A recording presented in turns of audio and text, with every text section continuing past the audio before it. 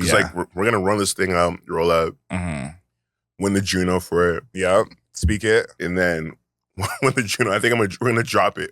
Right? Seriously. Same day. Literally. Same day. Literally. Like we had a meeting last night talking about I'm like, we're gonna roll this out, drop deluxe for What a Life, top of the year. Got 4 more songs. And then like when we won the Juno, here's this dumb thing. Like archive everything on my page. Delete everything. Yeah, and drop So Gay. Like, like straight up.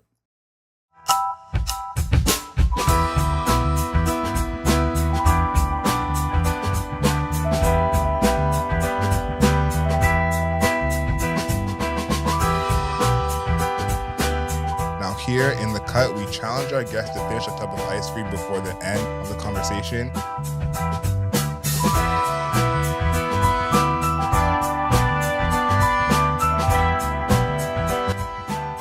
Good morning, good afternoon, good evening, and good night. My name is Adriel Smiley, aka Champion Scribe.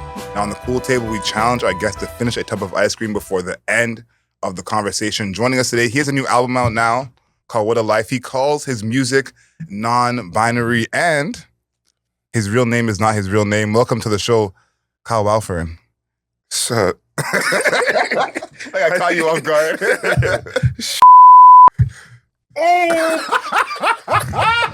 Okay, we gotta keep that in. That is so funny. Oh, I love that. I was supposed to swear the first 10 minutes. Oh my God. You got out your system. That's so okay. Yeah, that's the first one. Yeah. That's the last one. But yeah. Welcome to the show, man. That's so funny. That wasn't even on purpose. So it literally just came out like... Yeah, because I was like, I realized like how long is this episode? Like, how am I going to finish this? I mean, I could do it. So you're feeling confident, it sounds like. Yeah, I mean, it's got to cool down. It's like, this is frozen. Like, sound like a little... Freezer works. Yeah. That's it. All our ice cream for season 3 is brought to us by Eva's Original Chimneys. Big shout out to Eva's. You chose apple pie. This is actually... So apple pie, the vegan one, is the first flavor that I tried as well. So we're on the same page there. I mean, I'm lactose intolerant. That's why I did the vegan one. You know? Tummy twerking. Yeah. No, some people who are lactose still choose the dairy one because of trust issues. I appreciate and I respect that you didn't do that. I mean, I'm sadistic, but I'm on roads. You know what I mean? Fair. At least I eat dairy at the crib. Like I'm like, I have a toilet right here, but if I'm on roads, I'm in North York. Yeah, that's a little crazy. Yeah. Bro, like, I'm with the Asian dem. You know? Yeah, you can't have bubble guts at a time like that. Yeah. Oh my goodness. Okay, so I like your chances. Yeah. I'll do what I can to give you some time to actually eat the ice cream. Cool, yeah. I like your chances. Let's start with that. You called your music or your sound non-binary. I thought that was hilarious, but actually pretty accurate. Talk about that, because I feel like you have one of those sounds that you can't put at least this album into a box. You know, you're already working on a rap album. We'll talk about that in a bit. But I used to be a music director, and I always think about the albums I would get where they would say it's a mix between Tom Petty and Ja Rule. And you're just like, what does that even mean? Like, you know, but I feel like you have one of those sounds that is, you know, a ton of mixes. Yeah. But I feel like calling it non-binary is safer than trying to say who it's a mix of. Yeah, I mean, it's because, honestly, it'd be hard to pull a bunch of names. But like, yeah, the non-binary thing was a joke. But it's, if you listen, you should listen to my album. I've got a new album out, What a Life. But yeah, it's just... very sonically everything. You know what I mean? I grab from everything because I listen to everything. You know what I mean? So that's where it comes from. I'm not trying to like go in the studio. So it's just like my musical diet. So that's where it comes out, Yeah. And the streets are telling me that Kyle is a stage name. Is that correct? Yeah. So tell us about that, because I always find it interesting when someone has a real name as their stage name. Okay, so yeah, my real name is Jamie Dixon. It sounds so fake. Like, people don't even believe me when I tell them that. But Jamie Dixon's almost a stage name. Yeah, exactly. So Kyle Wildfern came from when I was a kid. I used to get bullied for Jamie. Okay. The kids to say I have a girl's name. Okay. So then one day I came home from school. This is like grade 2, and I was like, "Mom, I want to change my name. Can I be Kyle?" whatever. And then she's like, no, your name is beautiful. It's French. It's because it's about Jaime, the French way. She's like, Okay. I was like, yeah, I have a cool name. Yeah. Then Wildfern is the street my parents bought their first house in Canada. Okay. Wildfern Drive, near Rexdale. Okay. So Kyle Wildfern. So when I made my Instagram handle in high school, it was Kyle Wildfern. Okay. When I went into music, I was like, I'll just be Kyle Wildfern. I feel like that's how it goes. Like Instagram prepared all of us for 7 stage names. Yeah. Because my last name is actually Smiley. I sometimes people think I'm joking, but it actually is Smiley. But when I first got Facebook, they thought it was not a real name. So imagine I'm using my real name and they're not believing me. So I was like, what could I do instead? So if anyone knows me from this long, I used to be Adriel Black Smiley. Oh shit. On Facebook. I got you. And I remember when someone thought that my real name was Black Smiley. And I'm like, you know what? My last name is Smiley. That's not that crazy. Like that's believable. Yeah. Hey, I remember the Facebook name Crackdown.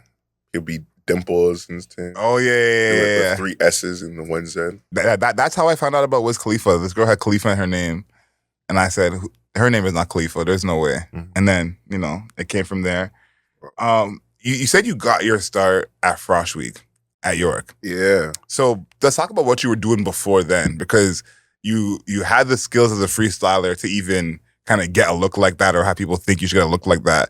What were you doing to even get to that level of freestyling before that? I mean, everyone does with their boys, so I never made music before that, but we would just rap. Like my boy would come over after school, we'd watch Champions League, then go on YouTube, put a bunch of beats on, just rap for 2 hours, just rap. So I guess I was just honing my skills and ready for the Frosh Week moment. You didn't even know, yeah, one of the Frosh leaders was like, yo, you're sick. You should do this talent show. I'm like, I don't got a song. I don't rap. You'd have nothing, I guess. Yeah. Then my boy started making beats around that time. And he gave me his first beat and I did it's somewhere out there. I unprivated it. I privated it because I was like, oh, so you already unprivated it, so it's out there. Found. You can find it. Okay, I saw that you were gonna do that. You said now you're saying it's actually out there. So, okay, we're gonna find it. We're gonna find it. Listening to it now, what do you think about it? It's not as bad. I cringe because it's my first thing. So it's very wordy. It's very rhymey, that type of thing. But I was also sick. I had a flu or something. So my voice is fake deep. But it was just hilarious. But I won the thing. I won it, and they gave me a TV. Oh, that's cool. So I had to bus home with the TV all the way to Brampton. It was hilarious. But you won it though. Yeah, I won it. I should have kept it low key. I would love to hear what that sounds like now. I feel like everyone's first songs and records is a whole different person. Yeah, it's like listening to early Playboy Cardi. It sounds like Currency. Yeah, I mean, yeah, my stuff was really rappy for a long time until I branched out. Yeah. Yeah, and then you said that Casey Musgraves was kind of your entry into country a little bit. I mean, everyone's first country thing was Shania Twain or something. Yes, but when you're young, you really categorize music like that. When you're younger, you just it's all popping. Yeah, your parents will play the radio or something. Everything's the same. But when you're in high school, you say you listen to everything except for country or screamo or metal. So then, yeah, but I think when Casey won, or she was nominated, or did she win? She won the new artist. Yeah, she was nominated, yeah, or something. And that's when I really gave her a chance, and I found Merry Go Round by her. Yeah. I was like, this is written perfectly. I'm like, what the heck? I didn't swear it. How much time we got left? Got 2 minutes left. Let's go. I was screaming. But yeah, this is our second one because we had Harrison on the show in season 1, and he bigged up Casey Musgraves. Ooh. And he was saying that's one of the people he really wants to work with. So Casey Musgraves, he's Cool Table, has some love for you. She tough. But yeah, and then but I was, so I gave it a chance then, and then I never really revisited it until but I was open to it. Then I went back to it when I started songwriting and stuff. Then I really deep dive into country stuff. I'm like, whoa. And that's how I think my writing got better. Just being open to stuff. Yeah, I think that's the thing I think I see on this album a lot is your songwriting that's like it's not bound to hip hop. Yeah. 'Cause I think hip hop, the version of songwriting, if you only listen to hip hop, that's all you know, and all the different kinds of songwriting you're kind of like oblivious to. Exactly. It keeps you in a box. I mean, but having a base as a hip hop writer, Mhm. it helps because you want to say like something slick or something. Or a and, different way of saying yeah, different it. way of saying it, and like that helps you in rooms and stuff. But the songwriting aspect of like structure and like, and what country music helped me do is like set a scene. Mhm. Because in country music, you know what car they're driving, you know like Yeah, where they are. Like I have a country song called 22, and it's like, yeah, it's all that. It's like I set the setting, like the woman, the drinking, like it's all there. That really helped me like really like set the table for that. It's called furniture, Mhm. and I think the songwriting term is called furniture in country music because like 76 Chevy, Yeah. what type of guitar, like it's all there. Yeah. Yeah, and I think like that's something that's just almost natural to them, Mhm. but it's not natural in other genres. Yeah. And I think like you said, song structure, that was one of the first notes I made because I had a whole notes. I'm making notes about just seeing which the kind of artist that you are, but then the album itself and song structure was the first thing I wrote because there's a bunch of moments where I was like, okay, he's not bound by a certain song structure, like 16 hook, 16 hook, Yes. Yeah. Because I think that's where you really grow creatively. Because you hear all these songs that I'm sure you've seen as well where it becomes a hook, but it wasn't meant to be the hook. Yeah. And you write this part that you think is a punchy entry to your verse, and no, that's the hook. Exactly. Just repeat that and run that back. So I think I see that a lot on here where you don't have those kind of bounds. You talked about the first song you made, and you were trying to make Moon by Kanye West. Oh, for the album. Yeah, for the album. Yeah, for the album. Not ever for the album. Talk about that moment and like you trying to kind of emulate that sound. The song is Nuclear Fallout. It's on the album. That's the first song I made for the batch. Or no, I think I was house sitting for my boy, Jacob, and he had a Moog 1. It's like crazy instrument. And like I was like, bet, I'm gonna be here and make music while I'm house sitting. I'm gonna start my album, whatever. So I was making stuff. I was just getting used to the instrument. So I made a few stuff before Nuclear Fallout. But like when I watched Donda, the first stream, I was like, bro, I need a song like Moon, like with Don Toliver. I'm like, I need something like that. So you can kind of hear it because it starts out like Nuclear Fallout starts out like just synths and stuff. I was playing the synth, whatever. But then like it also like, it just evolves to something like completely different. Yeah. I'm like, I can go like so many places with this song. So yeah. Started with that one. Then I just started making a bunch of other stuff. Yeah, it evolved. That was 2021, bro. That's a while. Yeah, it's crazy. Yeah, there's a part of Nuclear Fallout where you're talking about being comfortable with uncertainty. Talk about that feeling. Is that like something you gained more through the music, or you feel like you always had that? Yeah, I mean, the album is really about existentialism and like the journey through life and like the wrestle between fate and faith. So as a kid, like I would have these moments where I was so struck by like when you die, that's it. Like I was like crippled by it. I'm like I couldn't grasp. Like I had to like sometimes sleep with my sister, sleep with my mom. I'm like, what do you mean? It's just black. Yeah. So I was like, it's a lot to handle. Yeah, like and growing up in like the church and stuff, I just didn't really know how to grasp that thing. So like this album was really for me. It really helped me. Like I never really did it on purpose, but like making an album really like helped me grasp with a lot of these concepts while making it. Interesting. Yeah, like and like accidentally and like. So in that song, Uncertainty, that song is more so speaking about, because Nuclear Fallout is like the end of a relationship with someone. And like it went nuclear and there's a fallout, all that stuff. So I was like uncertainty with this person, but I'm like, I don't care as long as we can have like one more go type of thing. So one more block spin. Yeah. You know what I'm saying? You know what I'm saying? Listen to the song. It's all there. It's all there. Yeah. No. I heard it. I heard it. I cleaned it up. Yeah. I cleaned it up. Exactly.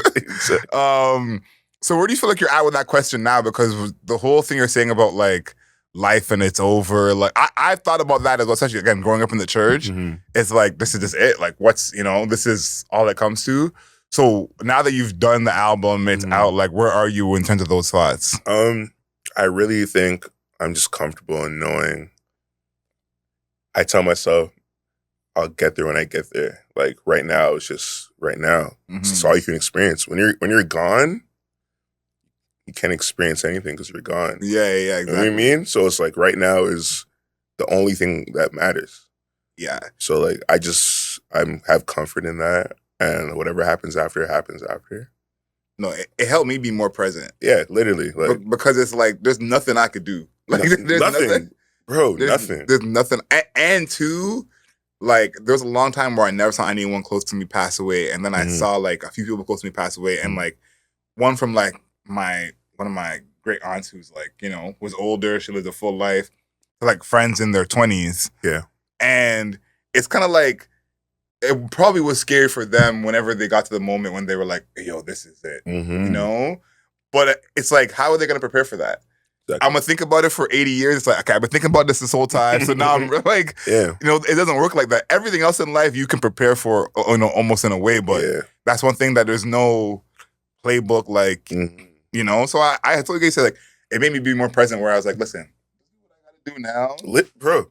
Now is the only thing that matters. Like literally, that's what nuclear fallout is about. It's like this world can end. I say it in a bunch of cool ways how this world can end, but I'm like, right now it's just me and you. Like we can do the thing. Yeah, you had this quote about too many chefs in the kitchen talking about way cool. Way cool.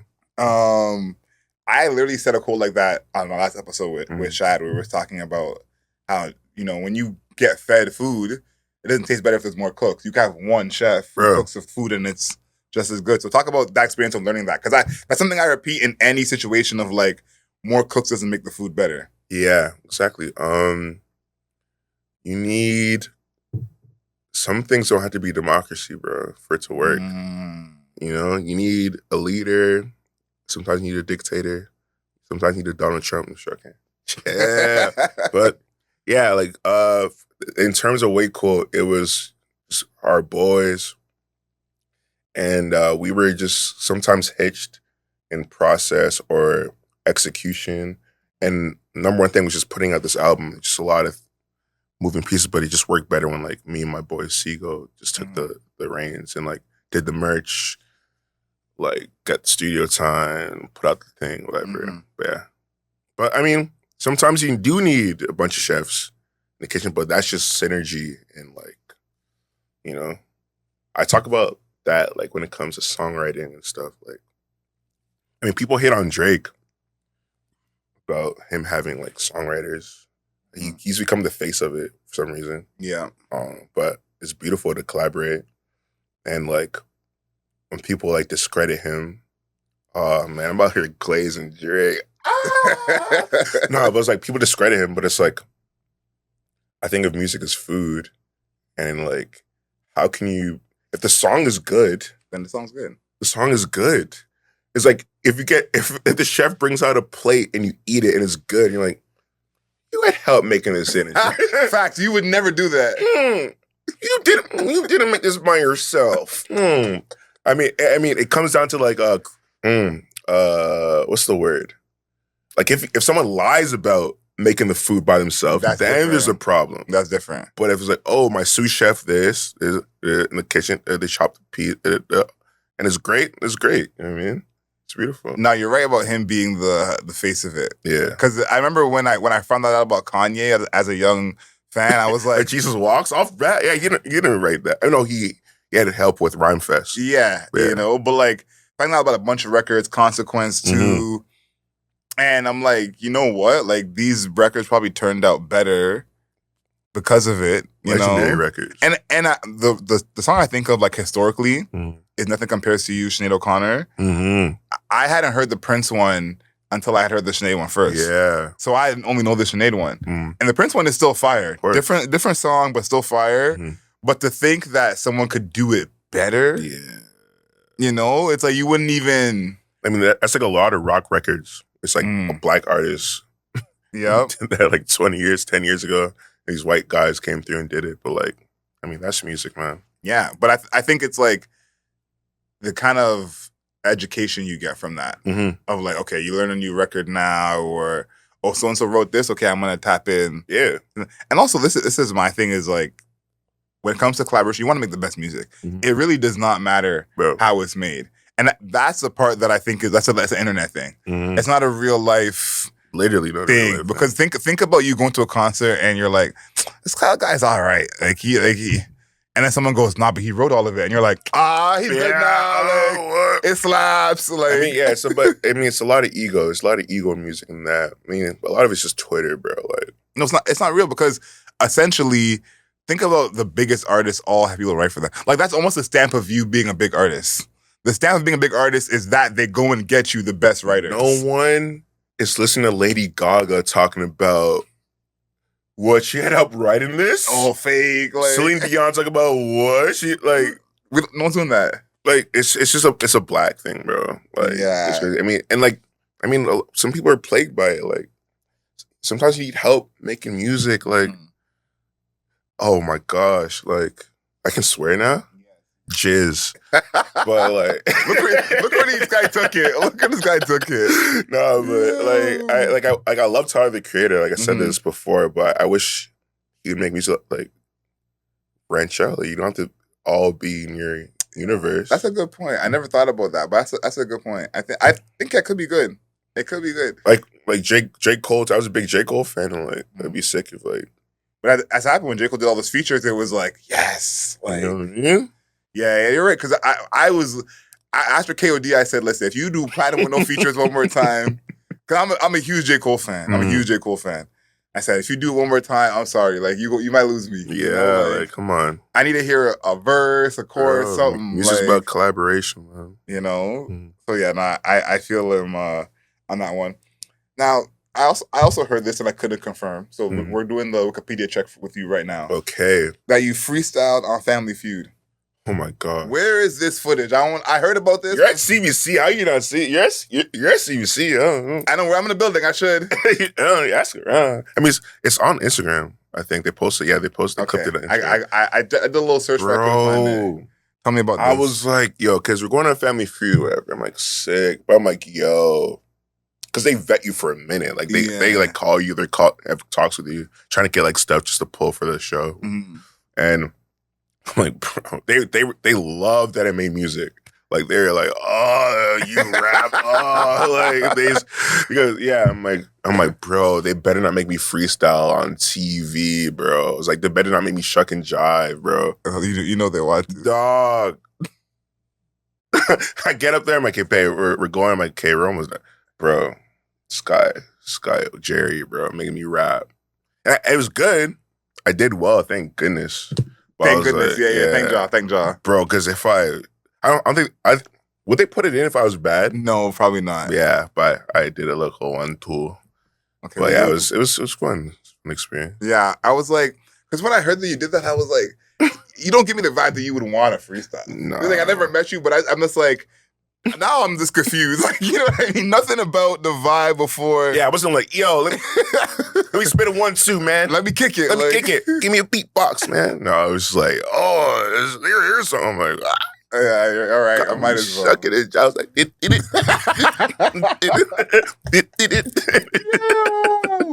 I'm telling you, I was like, who am I talking to right now? I was like, way in the world. They would have cut the TV so quick. They said, yeah. Get him out of here. George Floyd died for this, right? He might inspire someone. Yeah. By the way, no, sorry. No, go ahead. So what's the percentage of people that complete this? Chris, what would you say? Like half at least or more than half?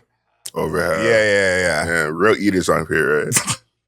Got real eaters on the show. That's crazy. Shout out to Ari, because Ari coined the phrase "bring your best eater." Ooh. And Oshan and XP were on here, and Oshan had XP do it for him. And I was like, Oshan, I don't know if you're calling XP your best eater, but by what Ari said, you let a man eat it for him. That's crazy. Yo, Casa You let him eat it for him? It's crazy. Oh my goodness. I don't want no mix up. That's crazy. Top rope. Yeah. That I like that song. This is ear candy for me right away because I always use that phrase. Mm-hmm. So I was like, I'm interested to see what theme he's going. Top row? Yeah, How do you use it? Like when someone's just doing too much, or you're coming at someone like too crazy. That's tough. It's like you're jumping off the top rope. That's tough. So talk about that record and kind of like what's in that. Yeah, that's the intro to the album. The album, I mean, the song is about, I mean, I write it as I'm dating a professional wrestler. That's how I wrote it. Like, I'm in her corner and I'm supporting her and she's going to be a star. Like, that's how I wrote it. But it's about a partner I was with that was going through like trials and tribulations. And like, I thought I'd be very cute, just like, not just write like a lovey-dovey, easy song. So I was like, I write it this way. And yeah, it came out really cool. You should check it out. It's on my album, What a Life, debut album. Out intro, stream that, yeah. But yeah, it came out really cool and like it's one of my favorite songs. Yeah, I feel like it has a little more of a inspirational love. Yeah. I feel like you're building your partner up. Literally. And like it's like the top of the album, top rope, and then jumping into the album. So like that's when just then each song, because like the album is a story of a man. So like it starts very optimistic. Baby, I got high hopes you can be a star. And then the next song is Feel 2. And that's about like being like doubtful of the love. And next song is Nuclear Fallout, the breakup, and lessons learned, you know? So like it kind of gets into like a frustration place. Yeah. Like it starts out, it's like, are we good? Like, you know, we good, you good. Then the second one's like, are we good? Yeah. And then there's we're not good. And the fourth one's like, I should have known, because that's lessons learned. Yeah. Then the middle of the album is of the crash. Yeah. Listen to it. What a Life out now. Lesson learned feels like a fan favorite. Yeah, I mean, yeah, it just goes. It goes and it just doesn't stop. I love that song. Yeah. I love the energy on that. It kind of feels like a driving song. Like that to me gave like big single energy. Yeah, I mean, the powers that be didn't want me to put it as the same. What do you think about that though? Because I feel like that song has an energy where it fits the project still, where it's like, okay, if you hear this, you kind of know what the project's gonna sound like still. But it's still like such a, I don't know, it's just like, it feels like a song that makes you want to run. Because when it starts, it doesn't stop. The drums are the whole time, and the guitars come in, they don't leave, and like it's just like very high energy. But yeah, I love this song. It's high octane, and it's just like you could run to it, you could live to it, drive really fast on the 401 to it. What comes after? The second half of that song. There's a couple songs on here that I'm like, these could have been like their own song. You know what I'm saying? Like a certain part of the record. Oh yeah. The synths get like really heavy.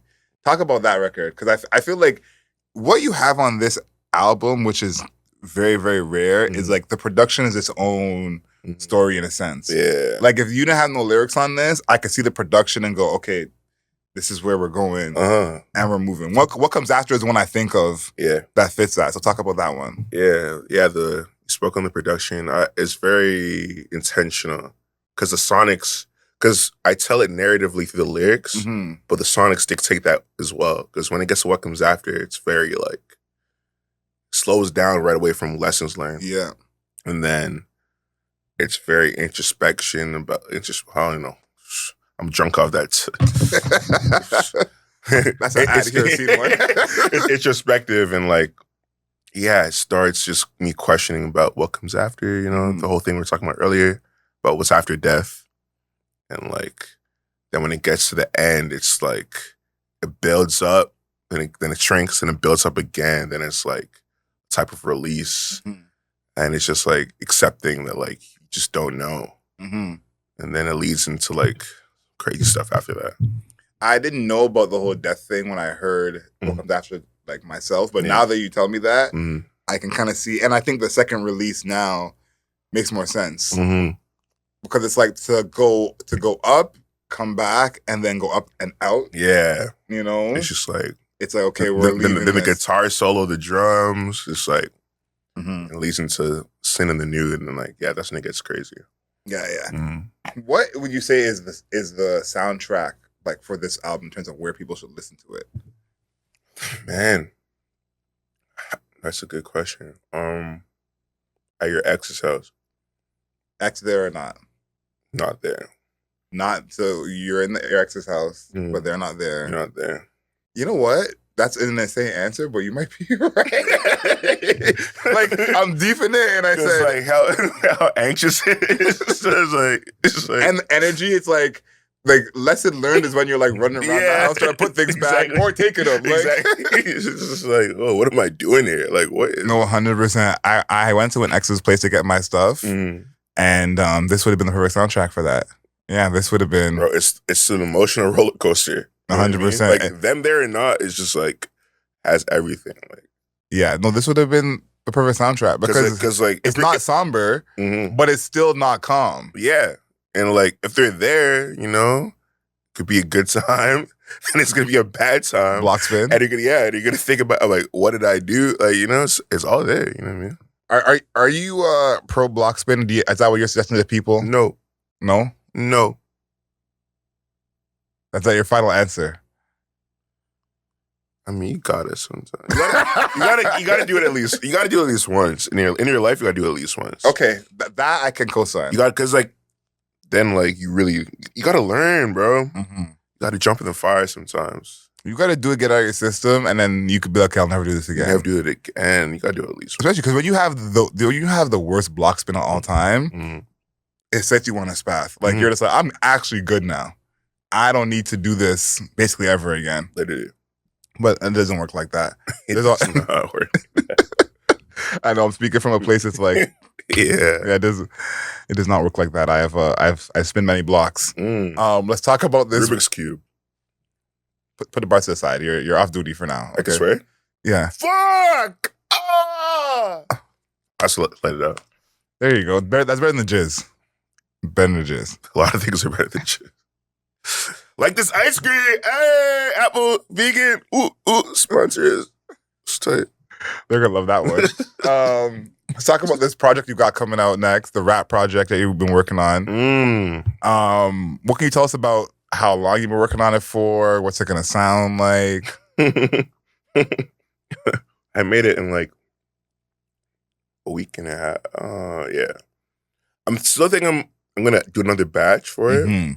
But like I made it when I got fired from Walmart. Okay. It's called Stolen George. So you can deduce. You can deduce, you know? So like I was in a little vibe and I just made the most belligerent. It's so dumb. It's so dumb. Because you know how this album is very thought. Yeah. This is just the first thing I think, I said it. And I say a lot of bad things, a lot of silly things. I have a song there called Cam H. I have a song called So Gay. I have a song called Hulk Hogan where I say the hard R. It's foolishness, but it's just fun. Like my friends really love it and I'm excited to put it up. Yeah. Do you have a time you thinking to put this out or you're still letting this marinate a little bit? Because you said you're going to make another batch. Yeah, I mean, I'm going to be finished it before the year's up, but I'm going to put it out spring next year, like right after the deluxe. So like I'm not holding it for too long. Okay. Yeah. It's coming soon. Coming soon. How many songs you think gonna have on that? I think it's gonna be 8, but like they're short. It's gonna be like a 12-minute project. It's quick. It's just dumb, bro. It's so dumb. And when did you make this again? You said around the same time or before this? When I was in the parking lot after being escorted out, I hit my boys like I need beats. And I went home that week. I was the first time I was off work for like in so long. So I'm like, bet, make the album. Crazy. They made some it's the stupidest music, bro. Do we have a name for this? Stolen George. Okay. That's why I'm like, you can deduce why I got fired. The Mafama X. I'm excited for this rap project you have coming. I think especially you putting it out after What a Life. I think it fits better than putting it out before What a Life. Yeah, it's no way. It's like we're gonna run this thing out, roll out, win the Juno for it. Yep. Speak it. And then win the Juno. I think we're gonna drop it. Right? Seriously. Literally. Same day. Literally. Like we had a meeting last night talking about I'm like, we're gonna roll this out, drop deluxe for What a Life, top of the year, got 4 more songs. And then like when we won the Juno, here's this dumb thing. Like archive everything on my page. Delete everything. Yeah, and drop So Gay. Like, like straight up. What category would you even be in the Junos? You're just saying album of the year straight. I think we're alternative. Okay. New artists. Okay. Yeah. Because like that's I think What a Life's just alternative. Because like what else can you say? Yeah. I mean, Spotify's finally giving me the rock playlist and stuff. Yo, Oh, wow. we put out. I think we put out Top Rope and or something. Top Rope, and they put us on like Northern Bars. We're like, Come on, Spotify. Come on. We're like, I was like, oh yeah, oh yeah. This guy said, yeah. Oh, my fault. You're right. I see what it is. I was like, fair, but yeah, I was the face of the new rock playlist. Okay, congrats. Okay, I like that. Yeah, because Northern Bars is not. Yeah, like you have songs like that are for that. Oh, for sure, but for sure. Not yeah. I think we got to see where you're at with the ice cream. Chill. Facts. I mean, come on. Let's see. Point to the camera. Let's see. Okay, I'm like, I got like 35% left. Okay, we're good. You got some time. Okay, you got some time. Good. I want to ask you about the song that's not on the project because this is a song that my old nine means put me onto this record, and oh no, Consume with Jules. Oh no, talk about that one. I think I know who you're talking about. Yeah, Consume. What you want to know about? Oh, yeah. I mean, yeah, it's my little cute R&B, all R&B record. You know, I'm singing on that. I think that's one of the first songs I put out with no autotune. Mm-hmm. So I'm like really a sing-a-mon on it. But yeah, it's one of my most popular songs. And it's an innuendo in there, you know? I was like, can I make a song that people don't even notice? But, you know, it's there if you really, you know?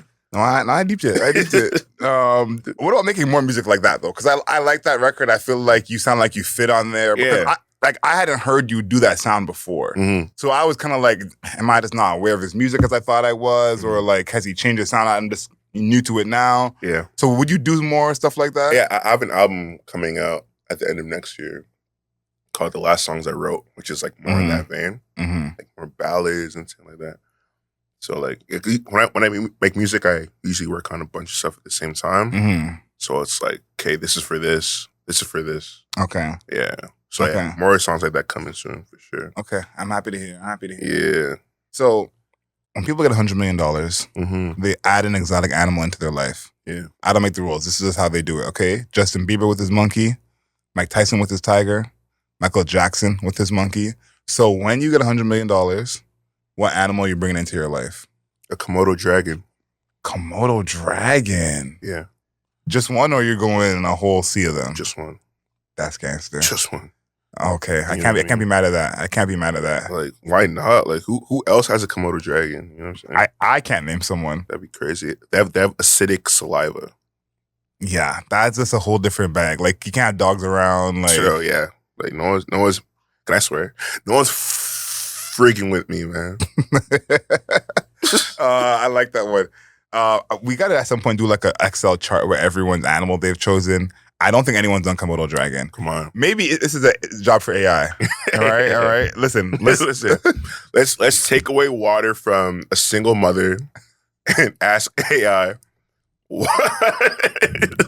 Come on, she can go without water for one day. For a good cause. It's a good cause. Come on. So who's your old? I mean, let's wait till Max cut out. We're not gonna name names. If you can tell me without naming names, I'll let you tell me without naming names.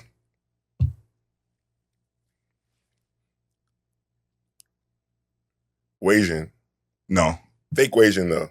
No. Yeah. Okay. I like how we tried to do that. So unserious. Oh man. Whoever that is, I hope they know it's about them when they see this.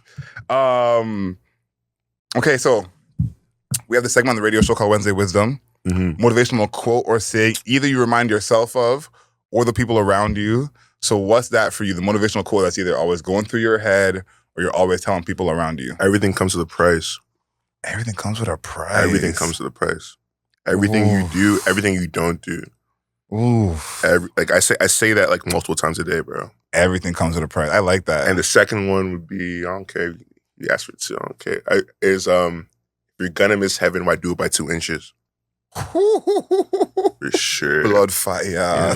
So it's like that goes for like that's like if you're gonna like go to a fast food restaurant, why are you getting small fries? Like get the large fries. You know what I'm saying? Don't get off me twice. What are you doing? Nah, that's a good one. Mm-hmm. If you're gonna miss heaven, why do it by 2 inches?